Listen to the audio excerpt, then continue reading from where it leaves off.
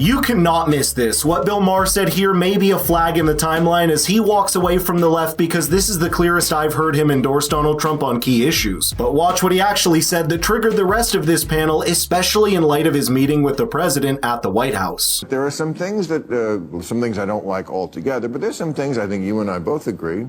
I don't know if you do on all of these, but some of the things that Trump has ideas for, like Europe should pay for their own defense. Yeah, they should. They're rich. Border security, equity, completely replacing the idea of equality. I mean, some things, maybe biological men should not be competing with women. Lots of things, but none of it he does well. He does the right way. Which takes us to getting rid of the... So the big story this week, he got rid of, and one of those things on the list of things which I think are pretty good ideas, I don't want Venezuelan gang members here either. Gang members have initiations where they have to kill a rando to get their teardrop tattoo. I don't want to be that guy. So I'm for getting rid of, but you can't do it extra legally, which he did. So, and then the judge said, well, you can't do that. And he said, this is the quote from Tom Homan, Trump's border czar, we are not stopping, I don't care what the judges think.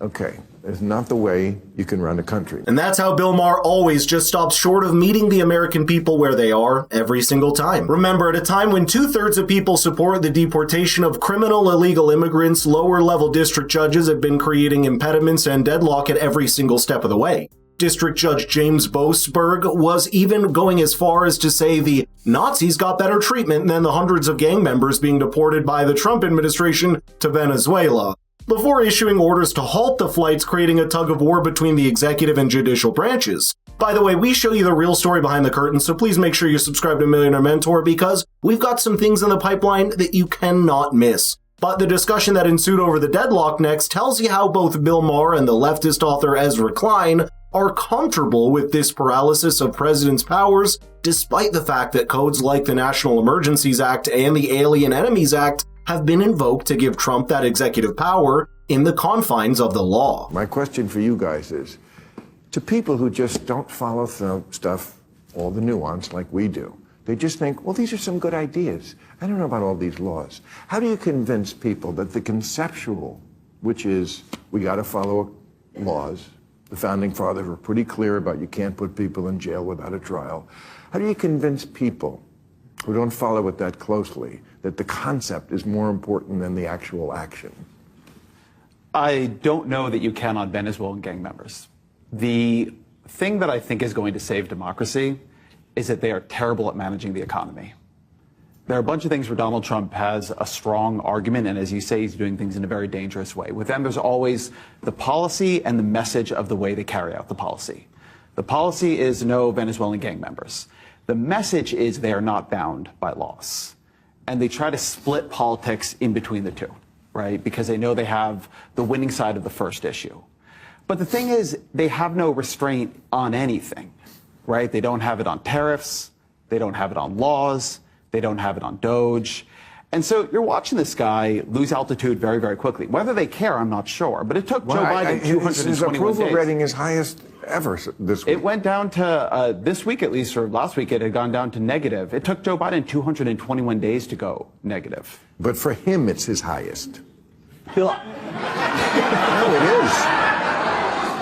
It's not, it's a little below 50. That's just wishful thinking at this point, and I'm glad Bill Maher didn't fall for it, though it might just be because Bill Maher knew here that he was soon set to meet Donald Trump after years of back and forth on social media, as well as the many legal actions they've thrown at each other. I think it's Kid Rock who first said he'd convince Bill to meet Trump in a bid to unite the country, and of course this follows a pretty similar line to many other figures in the mainstream media like Joe Scarborough and Micah Brzezinski, who acted like the sky was falling with a potential Trump presidency before going to meet and greet that supposed director at his place. They knew that at some point you have to meet the American people where the sentiments lie, and this act was just costing too much credibility with the audience for people like Bill Maher. He even spoke about the criticism he got for the meeting in a conversation with Andrew Schultz. And honestly, it sounds like a much different Bill Maher than we saw before the election. I keep saying it.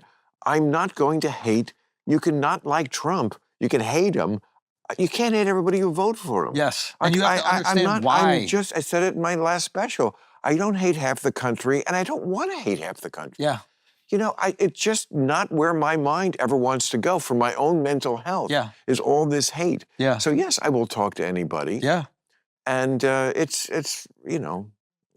an honor to be invited to the White House under any circumstances. Absolutely. Well, that is certainly a welcome tone, but we're still not sure how long that will last. If you start from first principles, we're 2 months into a presidency that had an undeniable public mandate over the two major issues, or immigration and inflation, and a large segment of Donald Trump's base wanted these desperate measures for desperate times, which is what you see with these tariffs and deportations, and much of the mainstream media has cried wolf about Trump so many times that they've just lost all credibility with people when, for example, they go on a tirade like Andrew Sullivan from Vox did, next banging his head on the desk and shouting about Donald Trump's supposed dictatorial deportation plans. I have to say, I do not care about the economy if the government in this country claims it can break down anyone's doors, seize anyone with no due process, put them on a plane and send them to a foreign jail where who knows what's going to happen to them. I want to say the last person in this country who did that was called George III. This is fundamental to this country's survival, to the meaning of this country. We do not let people violate people's security without due process, without law.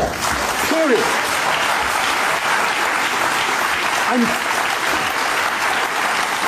I know I'm hyped up about this. I know they're not necessarily citizens.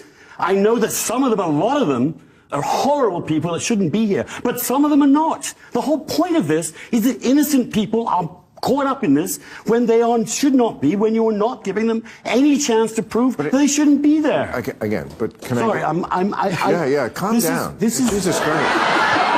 This is America. I'm an immigrant to this country. I understand. That's why I came here, because this country is a country of freedom. But again, and he's telling us it isn't.